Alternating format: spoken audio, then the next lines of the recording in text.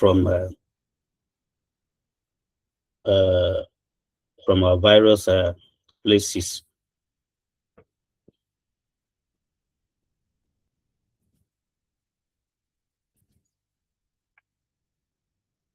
Are we seeing Prof?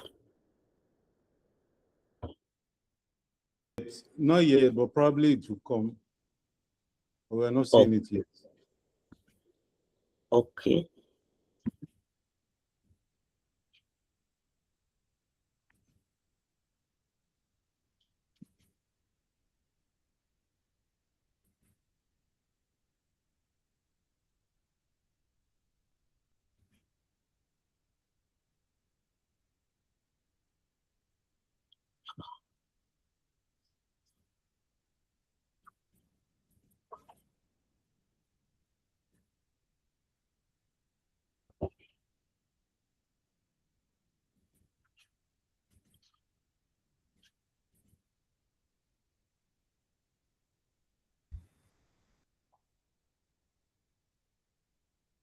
Are we seeing it now? Yes, we can see it now. Okay. Yes.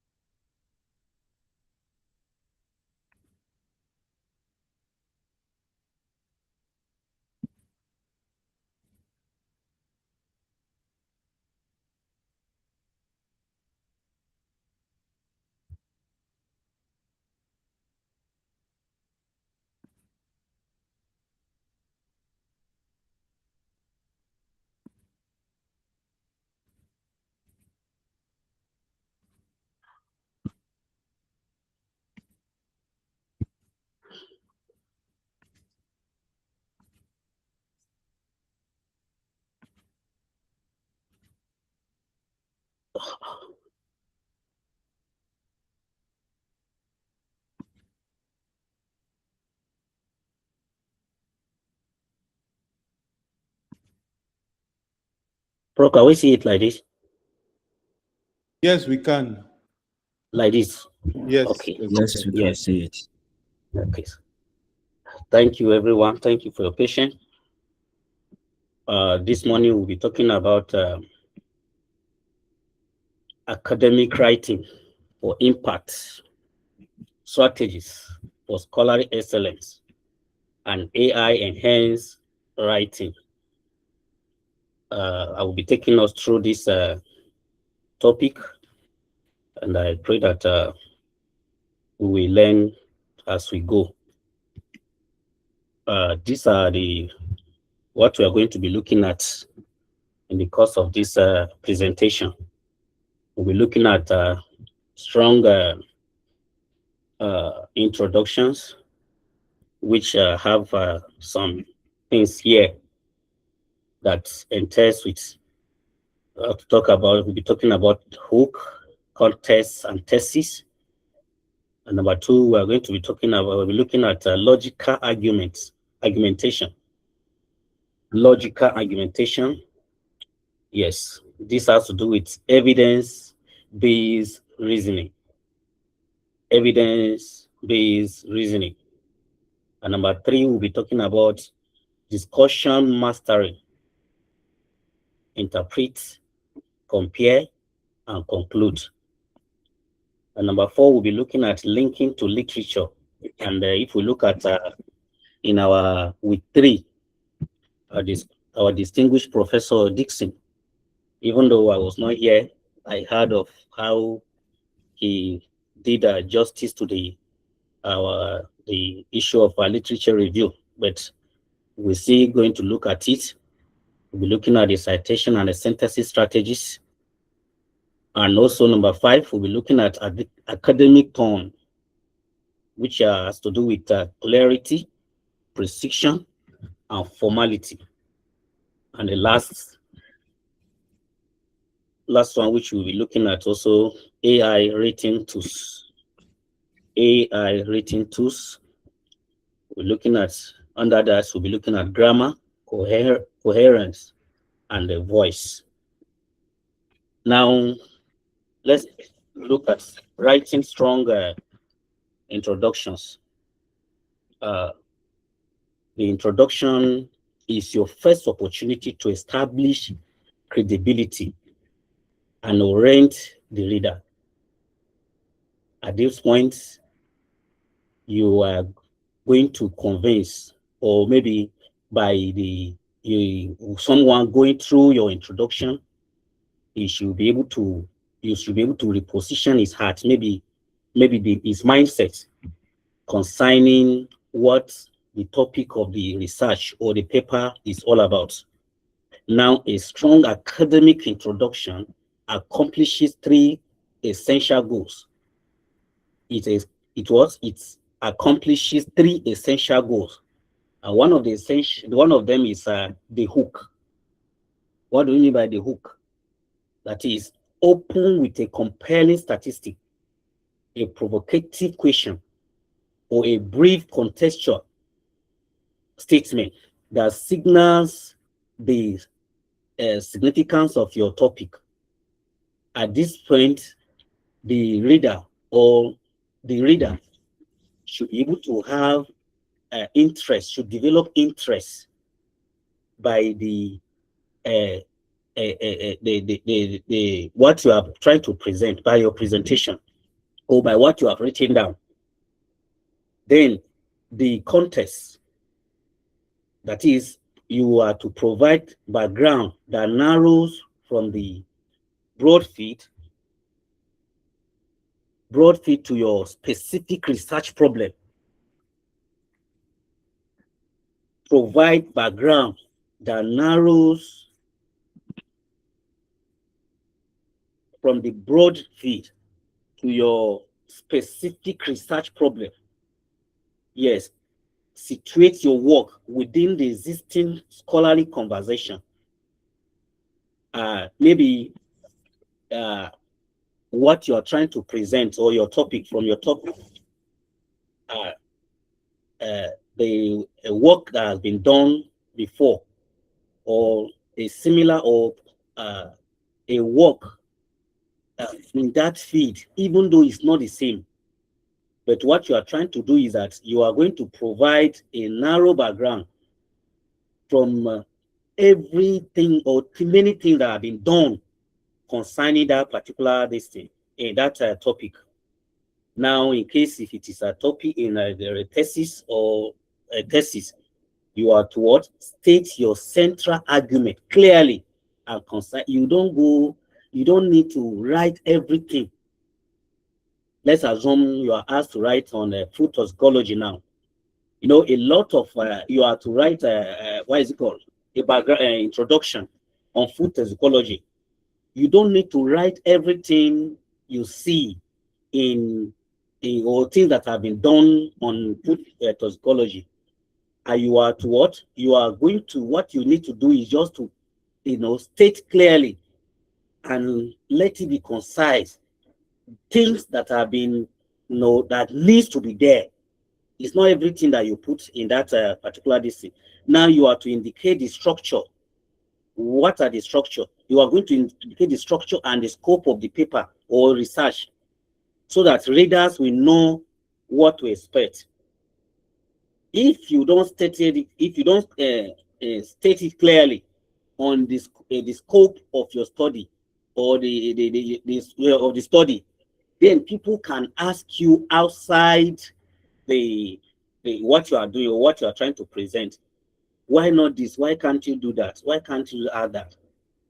But if your scope is clearly written, at least everybody will know that no, the writers have limited himself or herself to so and so. Even though in some cases we try to add, maybe during the presentation, you will discover that they say everybody should make his input or her input, and then at that moment, you will discover that what people will begin to say, if this one will be there, that one will be there, and still in the same direction with what you have to present. Now, I have some key tips for us in this in writing stronger introductions. And number one is what is a feed level background. Now, we have field level background, we have problem and gap in literature, your studies purpose, and clear thesis statement. In all of this, you are trying to structure your thesis in such a way that the reader will know, number one, what is the reason behind what you are trying to present to them. What is the why this thing? Why this thing? Okay, now, as I've made mention of before, that maybe you want to write on food toxicology, somebody who might have said that a lot of things have been done on that, but if you can be able to state clearly the problem or the gap that is here to be filled or to be attended to, people can pick interest on whatever you have in mind to say or write to them.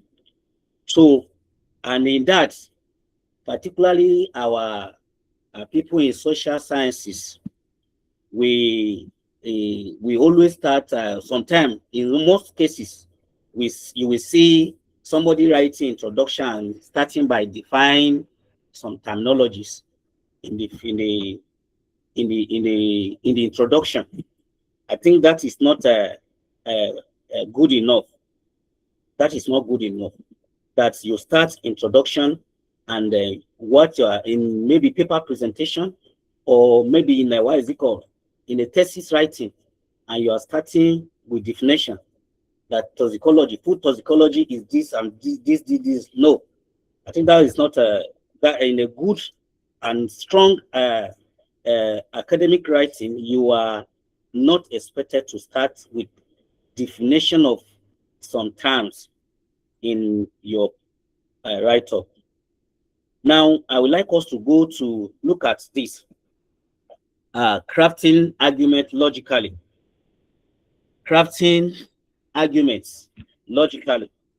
That is, each argument in academic writing must be structured, evidence-driving, and coherently connected to your central thesis. That is, it shouldn't be out of what you are trying to explain. Some people will write, trying to write a thesis, and research, and then maybe the research has to do with, I want to travel from here to Mina, from Mina to Suleja, and then you will see them discussing something else that has nothing in connection with what they are saying. So and that is why, for some of us that are doing publication, you will see a situation where you and the editors will be having some issues. It happened to me once when I started nearly 2024, in 2014, sorry. My first publication with this high impact journal. I think it came to a time that it was my supervisor that later intervened in the matter, because I felt that what they are asking me to do, that is what I'm doing, not knowing that, no, I am doing different thing entirely. So at the crafting argument logically, we'll be looking at peer. We'll be looking at the peer. What peer is an acronym. Peer represent point, evidence, and explanation. Point, evidence, explanation, and link. Now let's look at the points. And state your argument clearly at the start of each paragraph.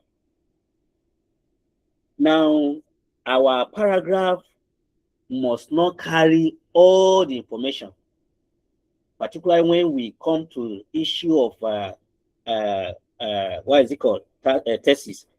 Now, when you are trying to to write a paragraph, let it be that what that your paragraph, what you are saying, what you have said before that time should not be what in no should not be mentioned again in the second paragraph. If not, they will regard it as a tautology. And that is why before we start writing, we must bring our point out. We bring our point out clearly and say, okay, this after this is this, after this is this. And you look at it logically. Is it how it's going to be? So that you will not end up saying what you're supposed to say at the middle of your introduction. You are saying it first, where the one you are supposed to say in the first paragraph is the one that you are bringing to the middle, or maybe towards the ending of your introduction. It shouldn't be like that. The topic sentence should be directly support your thesis, and that will help you to be a strong writer. Now, evidence. Cite relevant peer review, source, data, or examples that substantiate your claim. Some most of the time, as a researcher or a young researcher, we write plenty in the whole pages, no citation. Or maybe if at all there is a citation, is maybe it's not more than one or two. And whenever I'm invited to any presentation or as an internal reader or whatsoever, I used to tell people that no, this is not what is it called, essay writing, that you can write from A to Z without citing. You didn't sit down in your own house and then begin to create those things. No, you got those information from somebody. Let it be that those people's effort is being acknowledged, and that is very important. Is it data? Do you use their data? Did you use any of the things I use? You should be able to cite them accordingly. Now you are to be very specific and precise. As I've said, you have to be very specific and precise in whatever you are putting in. Explanation. Analyze and interpret the evidence. Your evidence is a strong tool that you can use in writing or winning people's hearts. Yes, in like my own cases, in my own case, anytime, even undergraduate, I enter lab with them. I enter lab with undergraduate, with master students, even as a co to maybe PhD student, so that in case if they come up with something that maybe contradicts maybe what has been established before, because I'm there when those things have been done, I should be able to back it up or go for more research on, okay, why is this one like this? Why is this one like this? So we are to not let we are to interpret or analyze our interpretation with the evidence. Don't let quotes or data speak for themselves. One of the professor in chemistry department, FUT Mina, Professor Araga, she used to say that if you have good value or good results, but you cannot be able to discuss them, you cannot be able to, you are not able to present them well, then the person with bad results, and he come up and then he argue it and maybe say one or I was able to convince the audience. He say it's better. She say is the person with bad results is better than you that have good results and you cannot be able to interpret it. And it's true.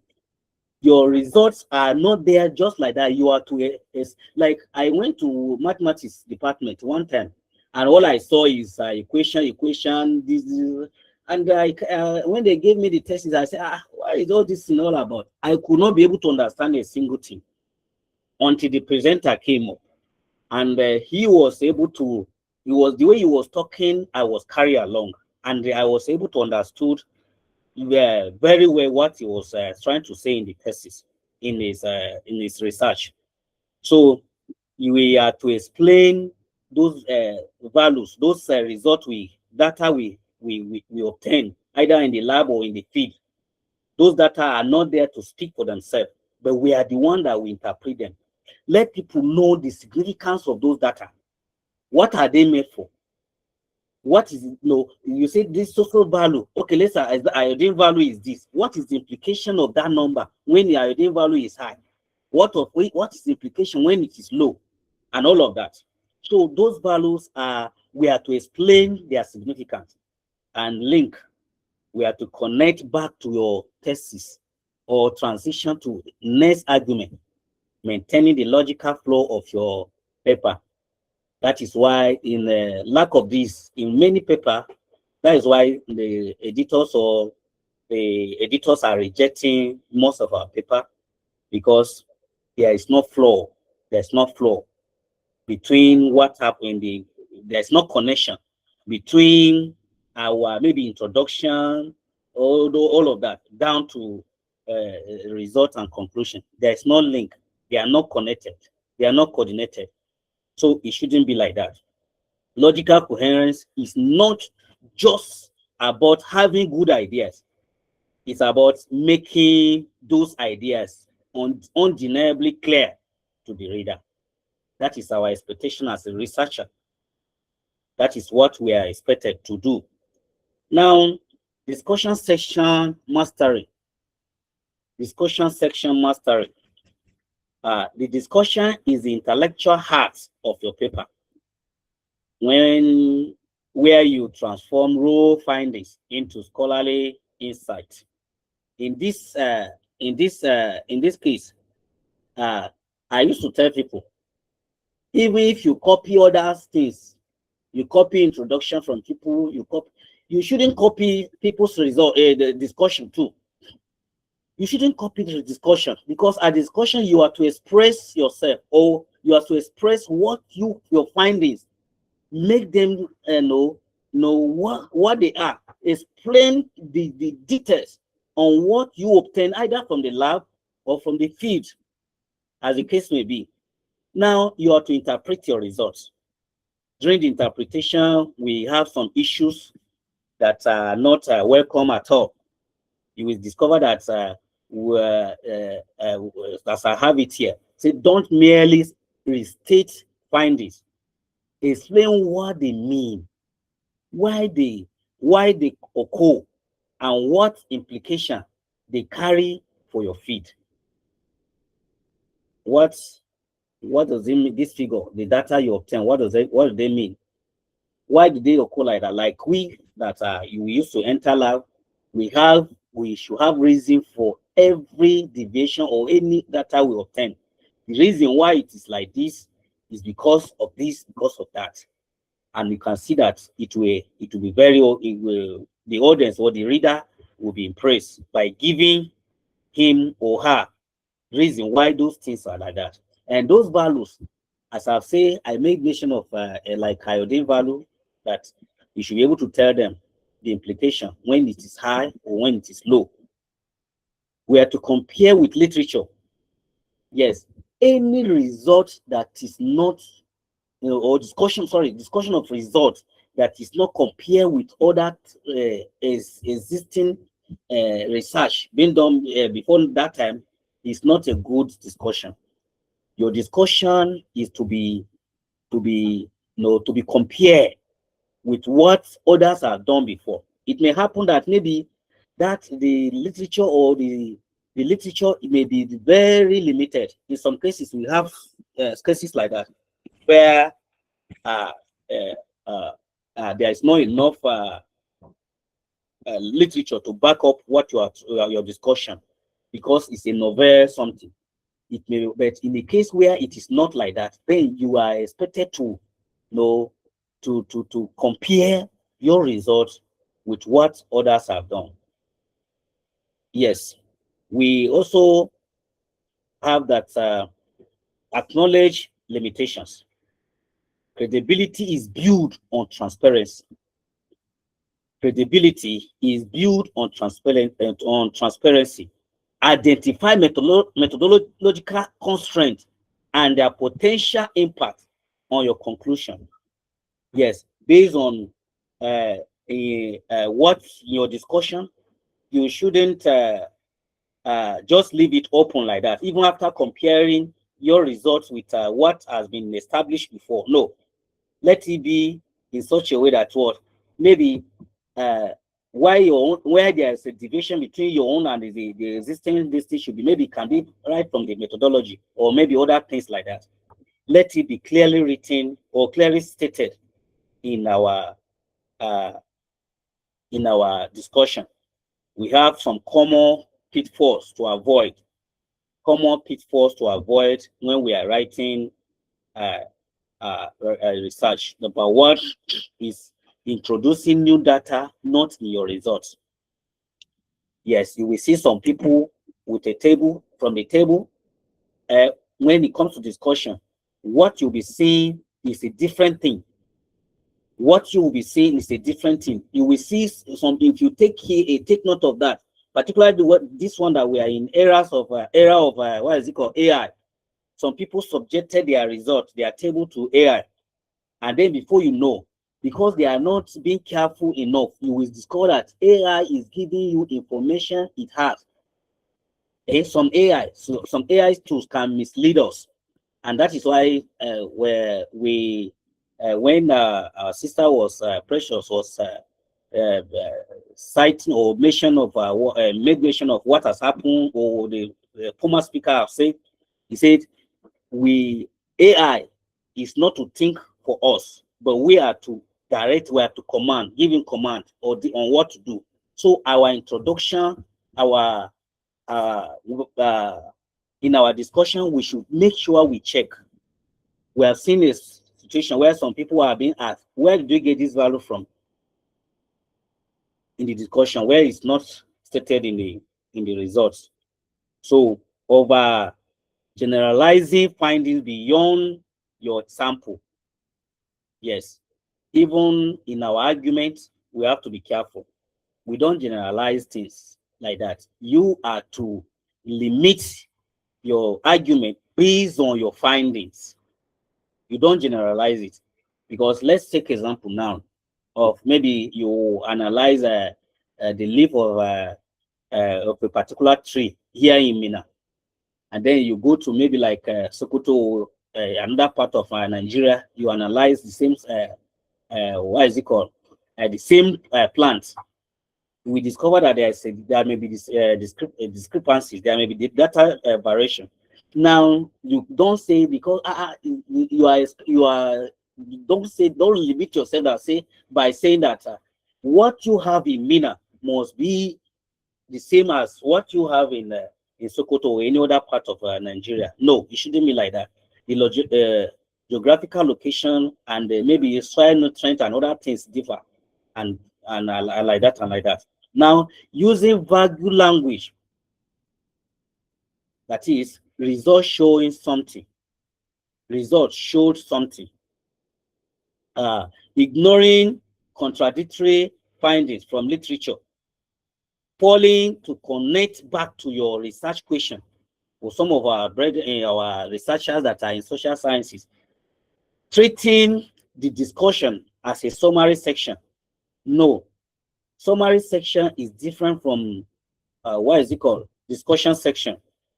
And this should be, we should take note of this, so that in the case where maybe we are writing a paper and some journals, we know that you are being limited to the number of the pages, to be presented to them.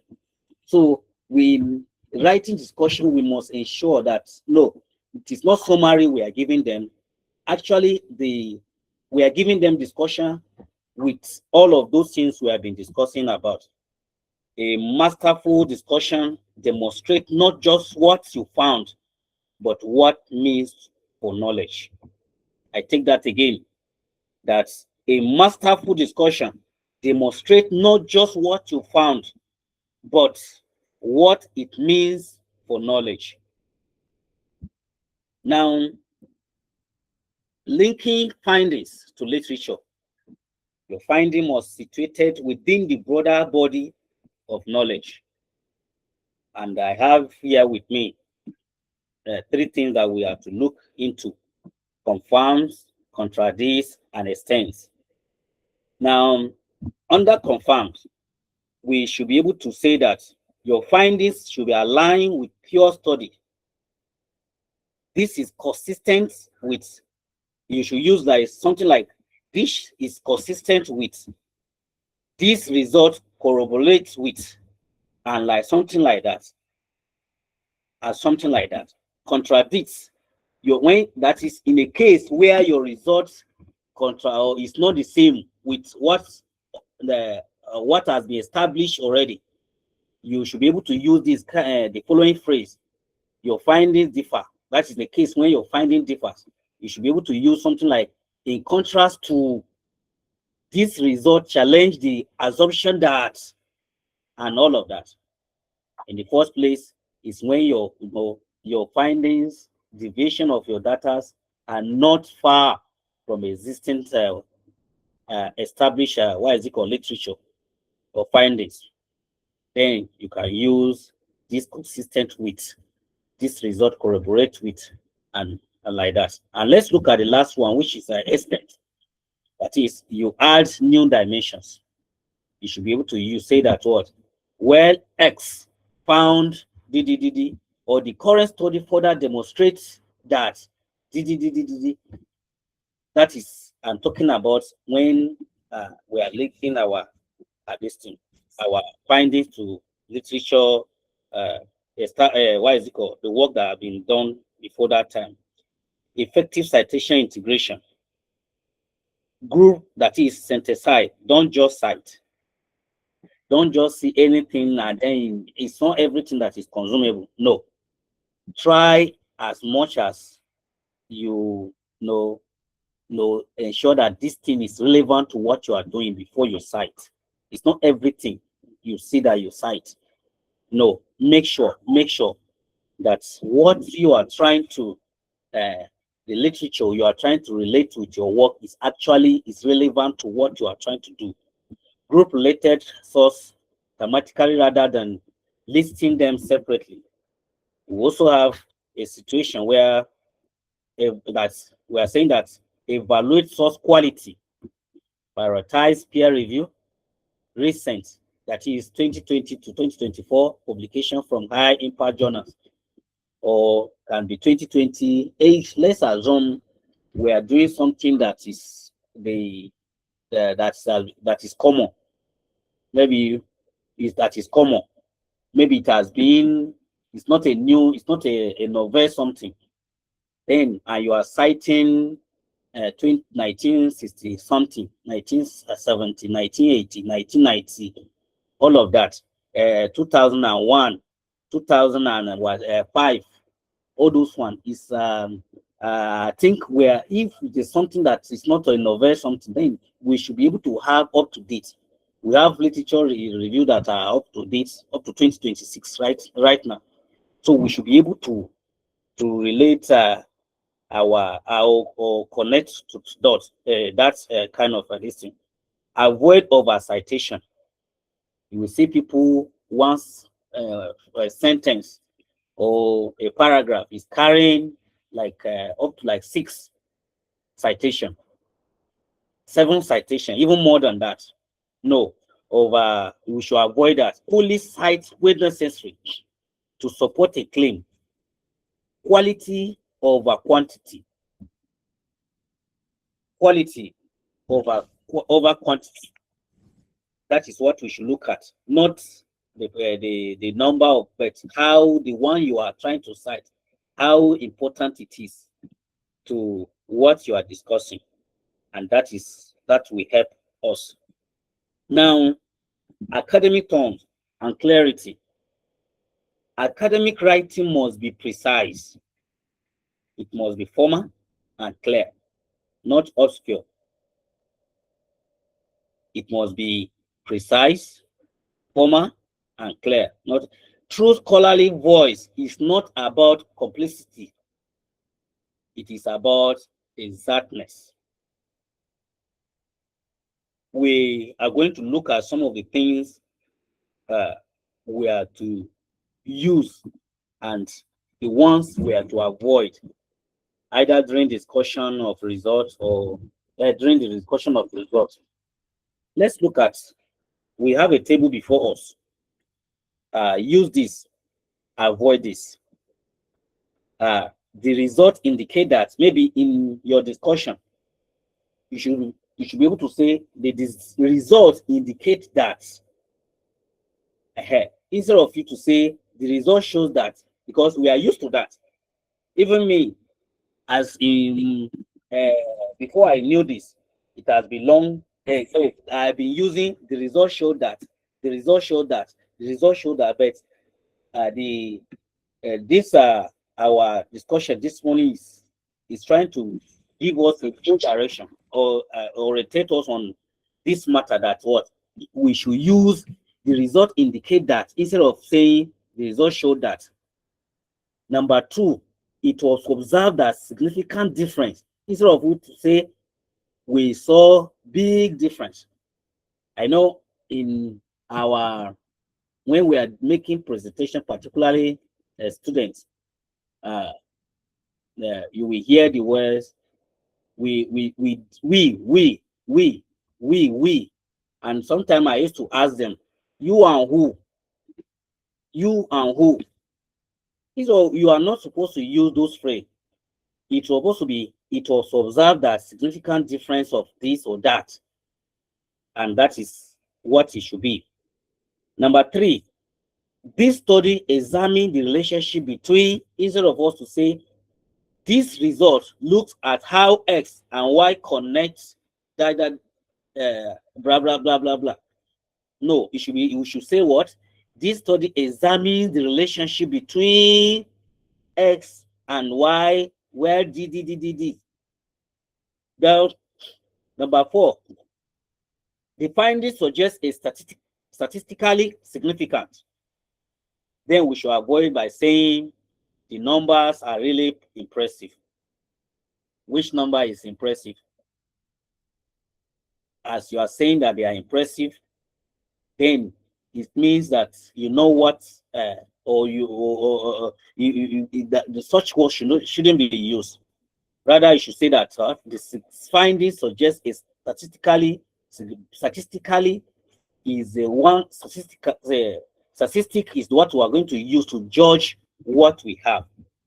And further investigation is warranted to, instead of us to say we need to study this more on rather we should say what? Further investigation is warranted to this. Concisiveness rule. Every sentence should carry meaning.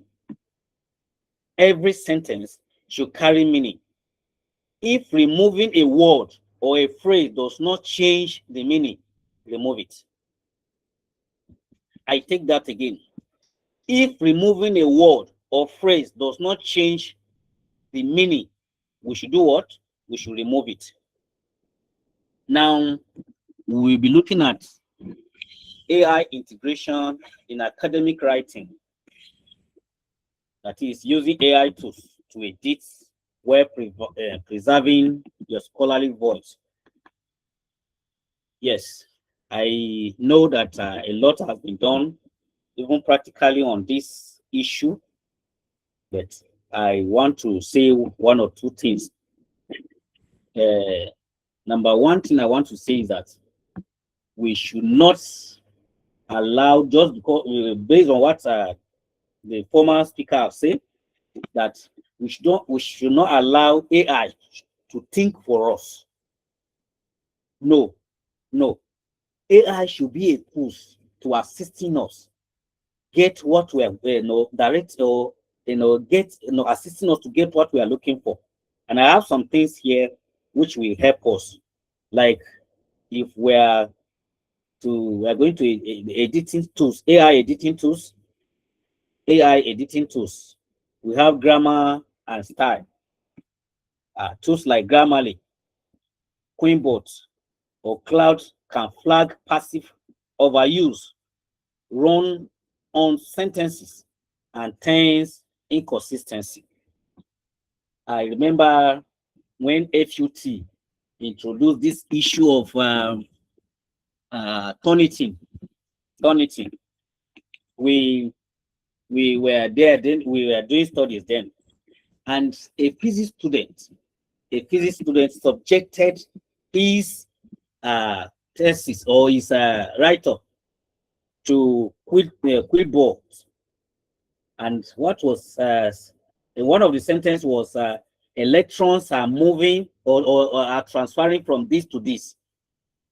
And before you know, because he's trying to avoid plagiarism, the quillboard turned his language to electrons are dancing and singing. And when the the the Turnitin administrator saw it, he called him. I said, "What do you mean by this? Are you sure your supervisor see this?" And he asked him. He now read those things for him. The guy used his head and cover his face. So we must go through whatever we are using. We must go through our work thoroughly when we are using AI to edit our work. So coherence checking. AI can identify absolute transition, unclear pronounced references, and structural gap between paragraphs. Yes, we can use AI in all of this. Unclear pronounced references and structural gap between the paragraphs. Plagiarism avoidance. Plagiarism avoidance, you can use AI. AI paraphrase tools help rephrase text. Always review and adjust to retain technical precision, just as I've said before. Maybe if that researcher have gone through his work after using Quickboard, he won't the Turnitin administrator will not be able to see that phrase that electrons are dancing are singing and dancing. So we must, even as we are using them, we must ensure that we review what they have reviewed to, or sorry, check properly to ensure that they are not giving us, they are not diverting our intention to another different thing. Yes, we have maintaining scholarly voice. Maintaining scholarly voice. We have voice consistency. Review AI suggestions critically. Reject changes that make writing sound generic or lose discipline specific terminology. Yes, there are some each feed, they have their own terminology. Each feed have their own terminology, and if you are not speaking their language, you are not speaking their terminology, you are not speaking that course at all. So we must, like economics, you will be hearing demand, supply, all of that is the terminology in what is it called? In economics. So if you go ahead, if you subject your work to maybe AI in the name of you are trying to run away from plagiarism, and then the AI is now redirecting those terminology, is breaking them down. You break them down, and then it's now you are now seeing different things. You know, what is it called? You are speaking different things. So this thing, what is it called? Turnitin may not be able to detect it, but you are not speaking that language. You are speaking something entirely. So we are to see to it that our research or our paper doesn't lose its terminologies.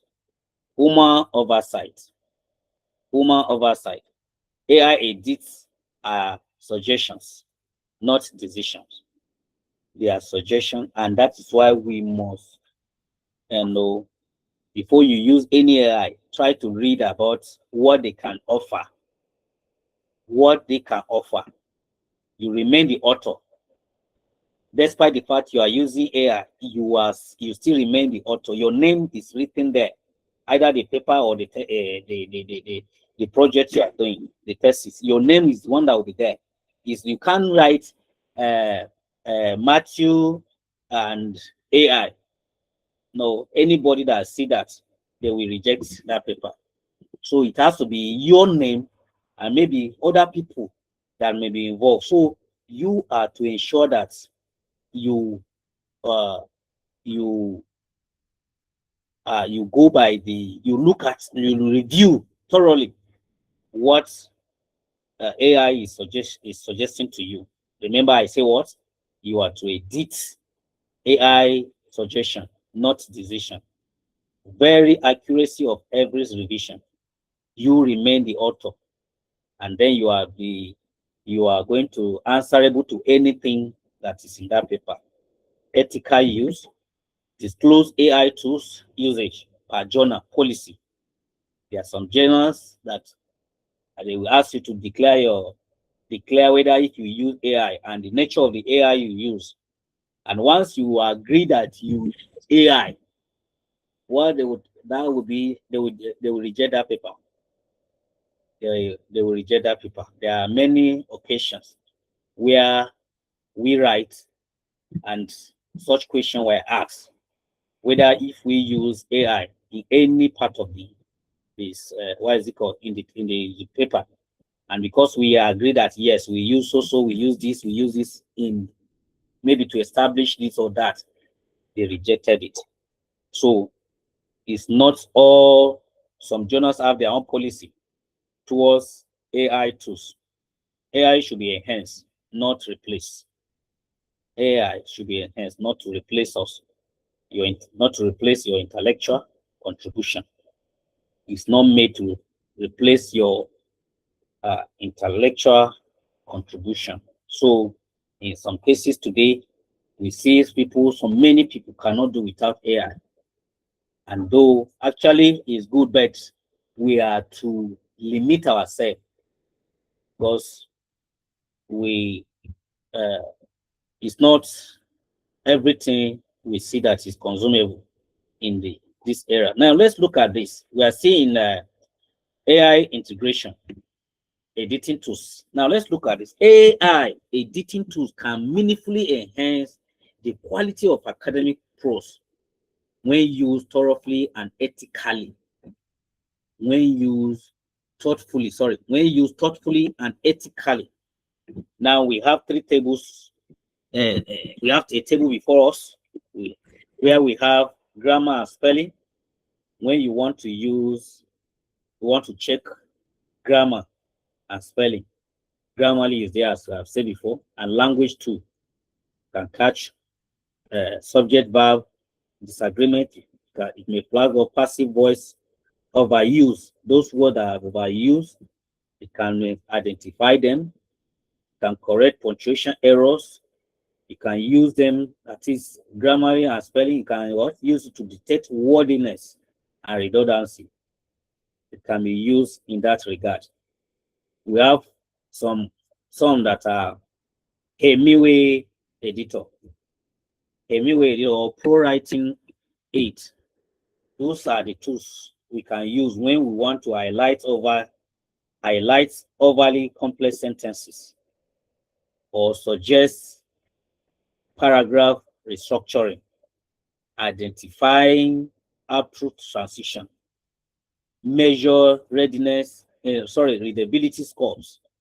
All of this, if we have anything to do in this regard, we can use Hemingway editor or pro writing 8 or pro writing 8.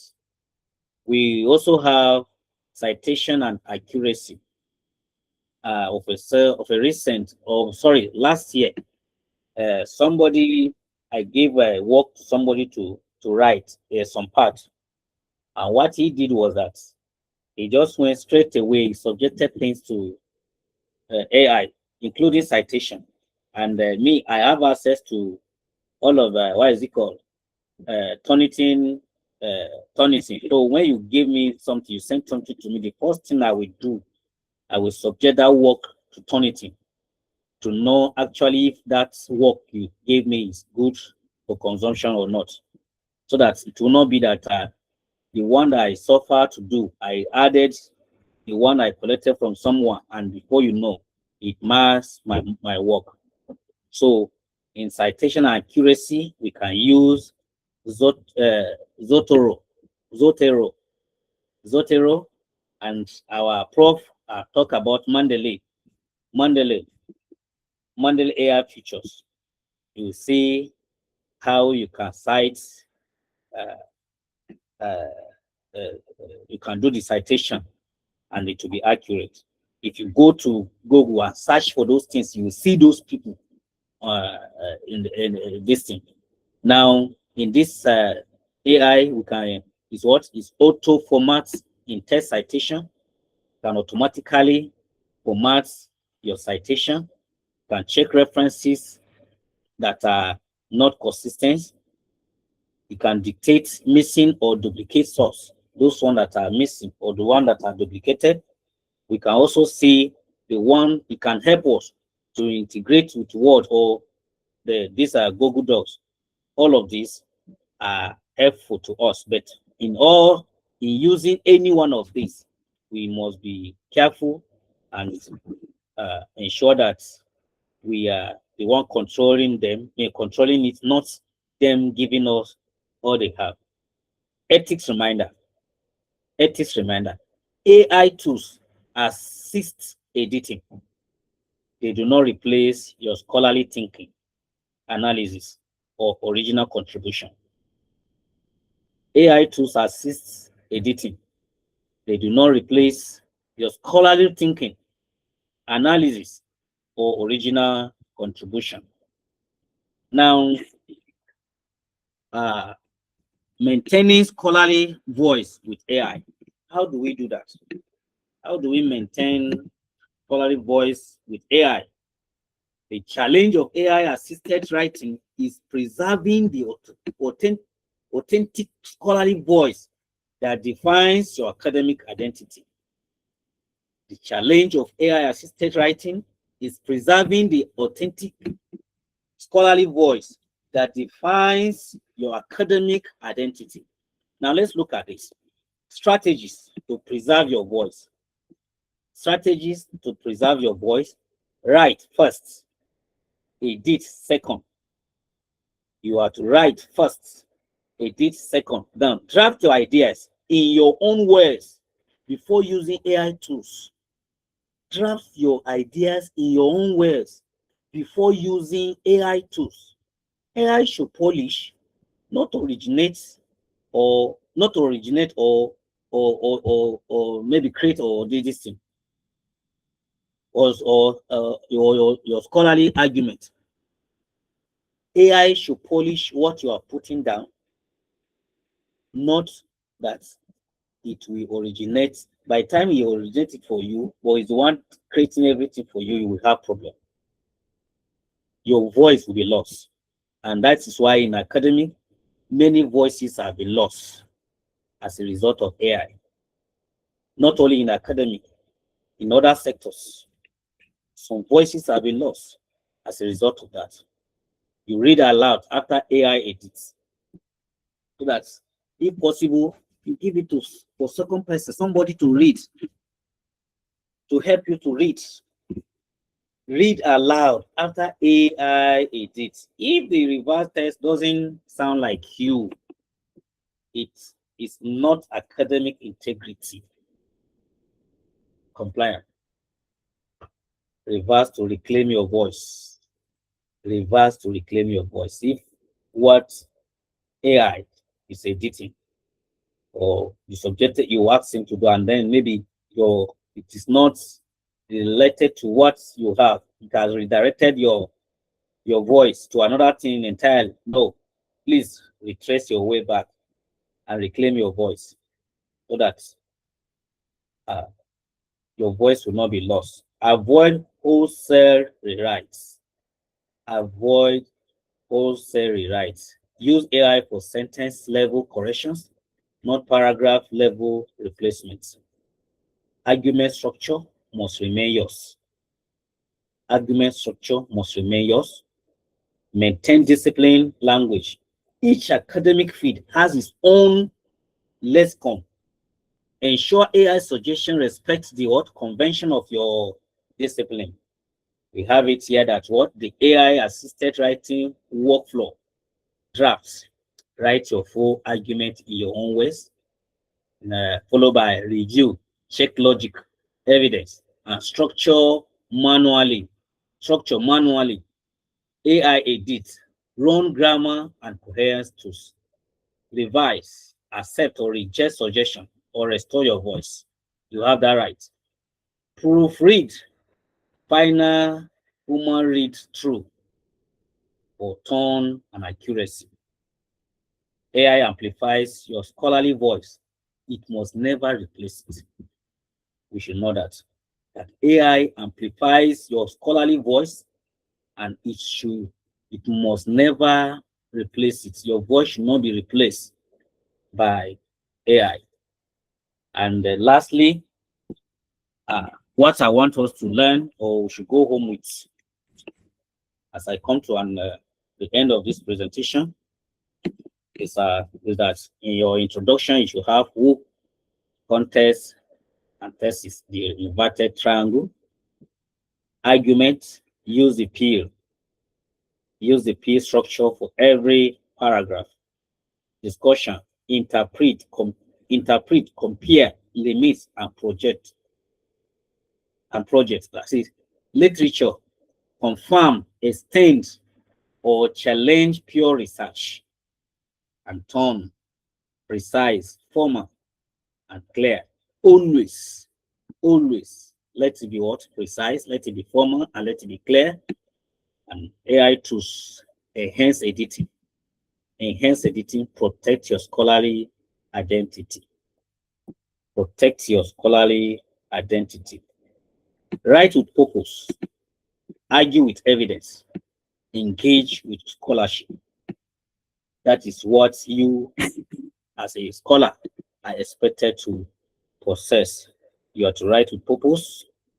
You have to argue with evidence and engage with what? With scholarship. Thank you for listening.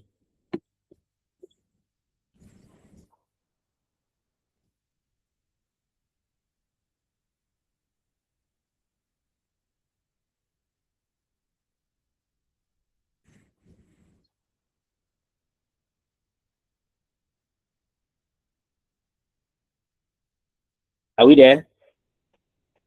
Thank you very, very much, sir, for the class. We really appreciate you. Thank you very much. We really learned a lot. Thank you very much, sir. So I think one of the takeaways I got from this class is that of all the things we use AI for, even as we write for academic impact, AI should not replace your voice. AI should not replace your voice, it should enhance it. So in everything we're doing, we should use AI as an assistant. I think this is something that's been reiterated from the very first class. AI should be an assistant, not do the work for you. And we also learned about the peel strategy, how you start your writing with a hook, not just defining and all that. So I believe each and every one of us has learned. Let's use the emojis to tell our professor we really appreciate him. You can also write you appreciate him in the chat box. Thank you very much. Thank you. You're welcome. Then if there is, thank you, sir.